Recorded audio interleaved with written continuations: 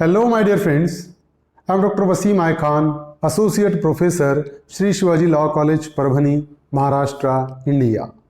So, in today's lecture, we will discuss the circumstances in which secondary evidence relating to document may be given. So, in the previous lectures, we have discussed what exactly the primary evidence is there and what exactly the secondary evidence is there. We have discussed that if we want to prove the contents of document, the contents of document may be proved either by primary evidence or secondary evidence. So first of all, the party has to produce the original copy of that particular document if he wants to prove the contents of document. And in an exceptional circumstances, the secondary evidence may be given of that particular document. So we have already discussed कि कब primary evidence से prove करना पड़ेगा. Initially कभी भी किसी भी person को डॉक्यूमेंट के कंटेंट्स को प्रूव करना है तो प्राइमरी एविडेंस को ओरिजिनल डॉक्यूमेंट पेश करना पड़ेगा. लेकिन जो आज हम डिस्कस करने वाले हैं वो कुछ एक्सेप्शन है कि जहां पर सेकेंडरी एविडेंस पेश किया जा सकता है. सेकेंडरी एविडेंस हम प्रोड्यूस कर सकते हैं किसी डॉक्यूमेंट के कंटेंट को प्रूव करने के लिए. अब सेकेंडरी एविडेंस क्या होता है, अगर आपने देखा नहीं है तो पिछला लेक्चर मेरे चैनल पे आप भारतीय साक्ष्य अधिनियम इस प्लेलिस्ट को सिलेक्ट करके देख सकते हैं. सेकेंडरी एविडेंस क्या हो सकता है, जेरोक्स कॉपी हो सकती है, ओरिजिनल डॉक्यूमेंट से कंपेयर करके बनाया हुआ हो सकता है, या ओरिजिनल बल्कि डॉक्यूमेंट है तो उसका सारांश हो सकता है. ये जो है ऑलरेडी हमने डिस्कस किया हुआ है, या स्कैन्ड कॉपी है उसकी, ये या पब्लिक डॉक्यूमेंट की सर्टिफाइड कॉपी है, ये सारे सेकेंडरी एविडेंस है. और सेकेंडरी एविडेंस कभी भी पेश नहीं किया जा सकता, प्रोड्यूस नहीं किया जा सकता, वो एक्सेप्शनल सर्कमस्टांसेस में ही पेश किया जा सकता है, और वही आज हम डिस्कस करने वाले हैं. तो आगे बढ़ने से पहले अगर अभी तक आपने मेरे चैनल को सब्सक्राइब नहीं किया है तो जरूर से सब्सक्राइब कर लीजिएगा, ताकि जब कभी भी, या बेल नोटिफिकेशन को भी आप प्रेस कर दीजिए ताकि जब कभी भी मैं नया वीडियो अपलोड करूं तो उसका नोटिफिकेशन आप तक पहुंचे. तो जरूर से सब्सक्राइब कीजिएगा. चलिए बढ़ते हैं टॉपिक में आगे. तो section 59 says that proof of document by primary evidence. General rule is there, document must be proved by primary evidence except in the cases herein after mentioned. तो सेक्शन 59 ये कहता है कि डॉक्यूमेंट के कंटेंट्स को प्राइमरी एविडेंस के जरिए ही prove करना पड़ेगा, accept in the cases herein after mention. Exception है जो आगे के सेक्शन में बताया हुआ है वो हम डिस्कस करेंगे. Section 60 speaks about that cases in which secondary evidence relating to document may be given. Section 60. So secondary evidence may be given of the existence, condition or contents of a document in the following cases. When the party will be entitled to give a secondary evidence relating to any document. कब कोई person किसी document का secondary evidence दे सकता है वो हम discuss करेंगे. The first thing is that sub clause A of section 60 speaks about that when the original is shown or appears to be in the position or power of the person against whom the document is sought to be proved. Suppose if the original document is in the possession of the person against whom the document is sought to be proved. Suppose if the original is in the possession of opposite party. Suppose if I want to prove the document against you, there is a case between me and you, and if I want to prove the document against you, an original document is in your possession, then definitely I will be entitled as per provision of section 60 subclause A1 to produce a secondary evidence. तो बात ध्यान में रखिए, कब मैं secondary evidence दे सकता हूं कि अगर मेरे और आपके बीच में केस शुरू है और मैं किसी डॉक्यूमेंट को आपके अगेंस्ट में प्रूव करना चाहता हूं और वो डॉक्यूमेंट की ओरिजिनल कॉपी आपके पास है, तो मैं उसका सेकेंडरी एविडेंस, उसकी जेरोक्स कॉपी या उसकी स्कैन कॉपी मैं कोर्ट में पेश कर सकता हूं. ये ग्राउंड है first. Second one is when the original is shown or appears to be in the possession and power of any person or out of the reach and not subject to the process of the court. Suppose if the original document in the possession of such a person who is out of reach of court and who is not subject the process of the court. Original document अगर ऐसे person के position में है जो court के jurisdiction के बाहर है, आउट ऑफ रीच है, या वो कोर्ट उसको कंपेल नहीं कर सकता है बुलाने के लिए उसका डॉक्यूमेंट, तो उस सिचुएशन में भी पार्टी उस डॉक्यूमेंट का सेकेंडरी एविडेंस कोर्ट में पेश कर सकती है. मुन्नी अम्मलवाल वर्सेस गोविंद राजन. अब ये केस में क्या हुआ था देखिए कि when the original will is in possession of a person of foreign nation and he cannot be compelled by a court in India to produce it. तो इस केस में यह है कि the original will was in the position of such a person who was a foreign nation and he can not be compelled by a court in India to produce it. तो वो foreign nation का person था जिसके position में original will थी और Indian court उसको compel नहीं कर सकता उसको विल प्रोड्यूस करने के लिए। तो इस सिचुएशन में क्या होगा, the secondary evidence of the will becomes admissible under the clause second part A of section 65। अब ये सेक्शन 65 इंडियन एविडेंस एक्ट का था, तो इस केस पहले की है इसलिए सेक्शन 65 का रेफरेंस था। अब आगे कभी कोई केस होगी तो सेक्शन 60 में पार्टी क्या कर सकती है, ओरिजिनल अगर ऐसे पर्सन के पोजीशन में है जिसको कोर्ट के वो जुरिस्डिक्शन में नहीं आता, कोर्ट उसको कंपेल नहीं कर सकता, तो उस सिचुएशन में पर्सन सेकेंडरी एविडेंस उस डॉक्यूमेंट का कोर्ट में पेश कर सकता है। देखिए सब क्लॉज ए थर्ड है, when the original is shown or appears to be in the possession or power of any person legally bound to produce it. So suppose if the original document is in the possession of such a person who is legally bound to produce it, original ऐसे person के position में है जिसको court legally bound कर सकता है, summons भेज के वो ओरिजिनल डॉक्यूमेंट मंगा सकता है। तो उस सिचुएशन में सपोज मेरे और आपके बीच में केस चल रहा है, आपके पास ओरिजिनल डॉक्यूमेंट है तो कोर्ट कभी भी आपसे वो ओरिजिनल डॉक्यूमेंट मंगा सकता है। तो उस सिचुएशन में मैं क्या कर सकता हूं, मैं सेकेंडरी एविडेंस कोर्ट के सामने पेश कर सकता हूं और कोर्ट को वो सेकेंडरी एविडेंस एडमिट करना पड़ेगा क्योंकि ये ग्राउंड है, ये रीजन है सेक्शन 60 में एडमिट करने का। देखिए चुन्नीलाल ओझा वर्सेस मूल शंकर, इस केस में क्या हुआ था, where witness was summoned by registered post to produce the original sale deed, the witness refuse to receive the summons. अब इस केस में विटनेस को समन्स गया और कोर्ट ने यह कहा कि आप रजिस्टर्ड सेल डीड कोर्ट में पेश करो, लेकिन विटनेस ने रिफ्यूज किया उस समन्स को रिसीव करने के लिए and it was held that certified copy of the sale deed was admissible under section 65 और कोर्ट ने सेक्शन 65 में उस सेल डीड की सर्टिफाइड कॉपी को एडमिट किया क्योंकि अपोजिट पार्टी है, जैसे पार्टी के पोजीशन में ओरिजिनल है जो लीगली बाउंड है उसको प्रोड्यूस करना ही पड़ेगा और कोर्ट ने उसको प्रोड्यूस करने का चांस भी दिया। अब अगर उसने प्रोड्यूस नहीं किया तो अपोजिट पार्टी डेफिनेटली क्या कर सकती है, उसकी सर्टिफाइड कॉपी कोर्ट में पेश करेगी और एज अ सेकेंडरी एविडेंस वो सर्टिफाइड कॉपी एडमिसिबल हो जाएगा।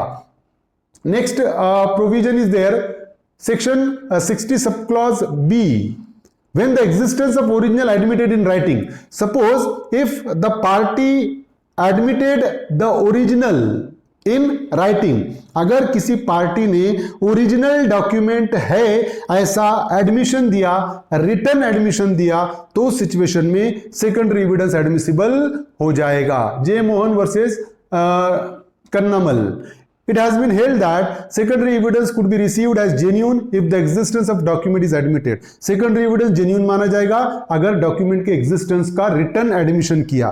पार्टी ने अगर एडमिट कर लिया कि हाँ ऐसा ओरिजिनल डॉक्यूमेंट है तो उस सिचुएशन में सेकेंडरी एविडेंस एडमिसिबल हो जाएगा। Section 60 sub clause C, when the original has been destroyed or lost. Suppose if the original document has been destroyed or lost, under such a circumstances also the secondary evidence is admissible before the court of law. अगर original document खो जाता है या जल जाता है या destroy हो जाता है उस सिचुएशन में सेकेंडरी एविडेंस एडमिसिबल रहेगा। Pranjivan Jaitha versus state of West Bengal, देखिए it was held by the court if the original record has been lost, secondary evidence is admissible. अगर ओरिजिनल रिकॉर्ड अगर लॉस्ट हो जाता है, खो जाता है, तो सेकेंडरी एविडेंस उसका एडमिसिबल हो जाएगा इस पर्टिकुलर प्रोविजन में। Secondary evidence includes copied made from or compared with the original, original से कंपेयर करके कॉपी बनाने वाला सेकेंडरी एविडेंस हो सकता है। And also oral evidence as to the contents given by some person who has seen the original document, या ऐसे पर्सन का ओरल अकाउंट भी, ओरल स्टेटमेंट भी as a secondary evidence admissible हो जाएगा जिसने उस डॉक्यूमेंट को एग्जीक्यूट होते हुए देखा है।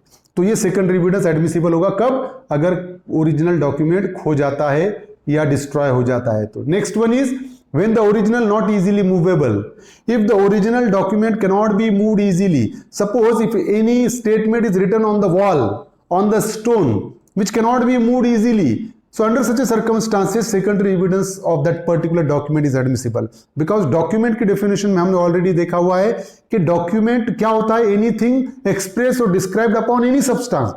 तो कुछ चीज लिखे हुई किसी भी सब्सटेंस पे हो सकती है, वो चाहे दीवार पे हो सकती है, चाहे पत्थर पे हो सकती है, चाहे और किसी सब्सटेंस पे हो सकती है। तो सिंपल है, अगर दीवार पे कोई लिखा हुआ है तो दीवार तो हम कोर्ट में पेश नहीं कर सकते, it can not be easily movable, तो उस सिचुएशन में क्या होगा, सेकेंडरी एविडेंस, उसकी photograph as a secondary evidence court में एडमिसिबल हो जाएगी। If the original thing fixed in the ground,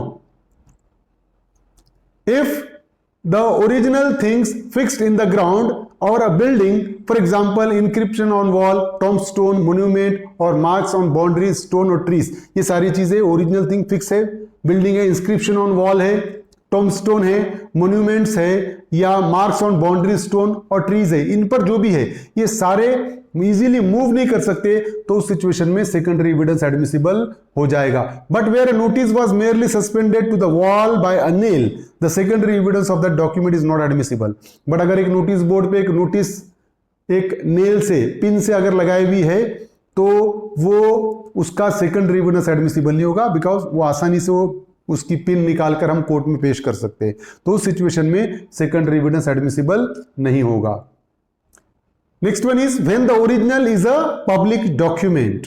So secondary evidence is admissible in case of public document mentioned in section 74. अगर original public document है section 74 के हिसाब से, तो उस सिचुएशन में पब्लिक डॉक्यूमेंट की certified copy as a secondary evidence admissible होगी। अगर पब्लिक डॉक्यूमेंट है तो पब्लिक डॉक्यूमेंट की ओरिजिनल कॉपी कोर्ट में पेश की नहीं जा सकती, तो उस सिचुएशन में certified copies of a public document will be admitted as a secondary evidence. So if the original is a public document, secondary evidence of that particular document may be given. Clause E permits only certified copy of a public document to be given and no other form of secondary evidence.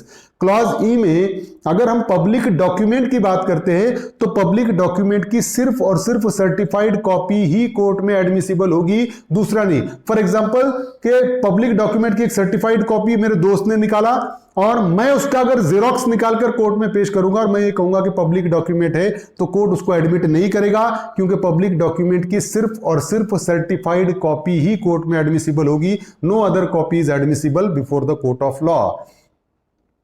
देखिए next one is when the original is a document whose certified copy is legally permitted. अब देखिए ये ऐसा है कि original अगर ऐसा document है कि जिसकी सर्टिफाइड कॉपी लीगली परमिटेड है, अदर देन पब्लिक डॉक्यूमेंट, अगर लॉ किसी डॉक्यूमेंट की सर्टिफाइड कॉपी मानेगा, एडमिट करेगा, तो डेफिनेटली उस डॉक्यूमेंट की भी certified copy as a secondary evidence admissible हो जाएगी। Next one is and last one is when the original consists of numerous accounts or other document. So the document is such which cannot be conveniently examined in court. Evidence may be given under clause G of section 60 as to the general result of the document. Suppose if the original is a bulky document which cannot be examined conveniently in the court of law, then definitely the person who is having a certain kind of skill will examine that particular document and will submit a general result of that particular document, and that general result will be treated as a secondary evidence and that is admissible. कि अगर original बल्कि document है, court में अगर उसको examine करेंगे तो महीनों लग सकते हैं, तो उस सिचुएशन में कोर्ट क्या करेगा, ऐसे स्किलफुल पर्सन को अपॉइंट करेगा जो उस डॉक्यूमेंट का सारांश बना सकता है, उसका जनरल रिजल्ट बना सकता है। तो 2 पेज में उसका रिजल्ट बनाएगा और वो जो सारांश है, वो जनरल रिजल्ट है, वो as a secondary evidence admissible हो जाएगा क्लॉज जी में। अब देखिए in case A C D any secondary evidence of the contents of a document, अगर A C D sub clause A C D की बात करते हैं सेक्शन 60 की, तो कोई भी सेकेंडरी एविडेंस एडमिसिबल हो जाएगा। ए में हमने देखा कि for example original opposite party के पोजीशन में है, ओरिजिनल ऐसे पर्सन के पोजीशन में है जो आउट ऑफ रीच है, या ओरिजिनल ऐसे पर्सन के पोजीशन में है जो लीगली बाउंड है। सी में हमने देखा कि ओरिजिनल अगर खो जाता है या गुम हो जाता है। डी में हमने देखा कि original can not be moved easily. तो इस सिचुएशन में क्या होगा कि ये कोई भी इसका सेकेंडरी एविडेंस दे सकते हैं, उसकी सर्टिफाइड कॉपी दे सकते हैं, copy compared with the original दे सकते हैं, उसकी स्कैन कॉपी दे सकते हैं, व्हाटएवर इट मे बी, कोई भी सेकेंडरी एविडेंस या oral content of that original document वो भी दिया जा सकता है। तो कोई भी सेकेंडरी एविडेंस दिया जा सकता है क्लॉज ए सी डी में। In case of B the written admission is admissible. जब कभी भी हम ये कह रहे हैं कि ओरिजिनल को रिटन में एडमिट किया है, सामने वाले पार्टी ने, तो उस सिचुएशन में हमारा सेकेंडरी एविडेंस तभी एडमिसिबल होगा अगर हम रिटन एडमिशन कोर्ट में पेश करते हैं, अदरवाइज वो एडमिसिबल नहीं होगा। इन केस ई और F, a certified copy of the document but no other kind of secondary evidence is admissible। ई और एफ में क्या है, पब्लिक डॉक्यूमेंट की सर्टिफाइड कॉपी ई में है और एफ में एनी अदर डॉक्यूमेंट की सर्टिफाइड कॉपी। तो उस सिचुएशन में ई और एफ में अगर हमको सेकेंडरी एविडेंस पेश करना है तो हम सिर्फ और सिर्फ सर्टिफाइड कॉपी ही पेश कर सकते हैं कोर्ट में। In case of G, evidence may be given as to the general result of the document by any person who has examined them and who is skilled in the examination of such a person। Clause G में ऐसे पर्सन का secondary evidence माना जाएगा जो skilled है उस document की समरी बनाने में। तो ये बात ध्यान में रखिए, इसी तरीके से सेक्शन 60 में सेकेंडरी एविडेंस एडमिसिबल होगा। उम्मीद करता हूं कि आपको समझ में आया होगा। समझ में आया तो मेरे चैनल को सब्सक्राइब कीजिए और इस लेक्चर को ज्यादा से ज्यादा स्टूडेंट तक शेयर कीजिए। थैंक